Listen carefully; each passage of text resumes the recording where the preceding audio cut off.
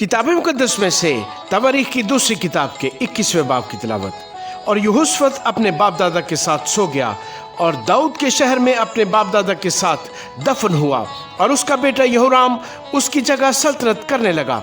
और उसके भाई जो यहोशफत के बेटे थे ये थे, यानी अजरिया और यहीएल और जकरिया और अजरिया और मिकाएल और सिफ्तिया, ये सब शाह इस्राएल यहोशफत के बेटे थे। और उनके बाप ने उनको चांदी और सोने और बेशकीमत चीज़ों के बड़े इनाम और फसीलदार शहर यहूदा में अता किए, लेकिन सल्तनत यहोराम को दी क्योंकि वो पहलौठा था। जब यहोराम अपने बाप की सल्तनत पर कायम हो गया और अपने को कवि कर लिया, तो उसने अपने सब भाइयों को और इस्राएल के बाद सरदारों को भी तलवार से कत्ल किया। यहोराम जब सल्तनत करने लगा तो 32 वर्ष का था, और उसने 8 वर्ष यरूशलेम में सल्तनत की। और वो अखीयब के घराने की मानद इस्राएल के बादशाहों की राह पर चला, क्योंकि अखीयब की बेटी उसकी बीवी थी, और उसने वही किया जो खुदावंद की नज़र में बुरा है।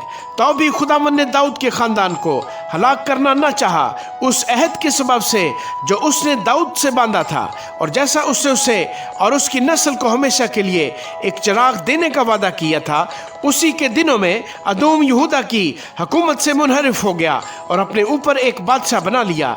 तब यहोराम अपने अमीरों और अपने सब रथों को साथ लेकर उबूर कर गया, और रात को उठकर अदोमियों को जो उसे और रथों के सरदारों को घेरे हुए थे मारा। सो अदोमी यहूदा से आज तक मुनहरिफ हैं। और उसी वक्त लिब्ना भी उसके हाथ से निकल गया, क्योंकि उसने खुदावंद अपने बाप दादा के खुदा को तर्क किया था।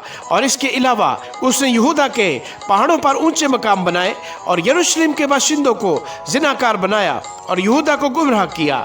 और एलिया नबी से उसे इस मजमून का खत मिला कि खुदावंद तेरे बाप दाऊद का खुदा यूं फरमाता है, इसे कि तूने अपने बाप यहोशफत की राहों पर और ना यहूदा के बादशाह आसा की राहों पर चला, बल्कि इस्राएल के बादशाहों की राह पर चला है, और यहूदा और यरूशलेम के बाशिंदों को जिनाकार बनाया, जैसा अखीयब के खानदान ने किया था। और अपने बाप के घराने में से अपने भाइयों को जो तुझसे अच्छे थे कत्ल भी किया। सो देख, खुदावंद तेरे लोगों को और तेरे बेटों और तेरी बीवियों को और तेरे सारे माल को बड़ी आफतों से मारेगा, और तू अंतड़ियों के मर्ज के सबब से सख्त बीमार हो जाएगा, यहाँ तक कि तेरी अंतड़ियाँ उस मर्ज के सबब से रोज बरोज निकलती जाएंगी।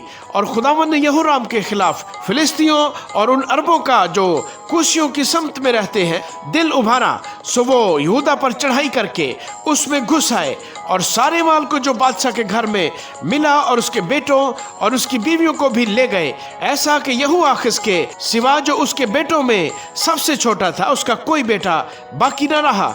और इस सब के बाद खुदावंद ने एक लाइलाज मर्ज उसकी अंतड़ियों में लगा दिया, और कुछ मुद्दत के बाद 2 वर्ष के आखिर में ऐसा हुआ कि उसके रोग के मारे उसकी अंतड़ियां निकल पड़ी और वो बुरी बीमारियों से मर गया। और उसके लोगों ने उसके लिए आग न जलाई जैसा उसके बाप दादा के लिए जलाते थे।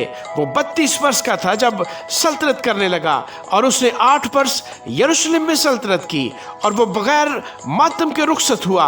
और उन्होंने उसे दाऊद के शहर में दफन किया, पर शाही कब्रों में नहीं। आमीन।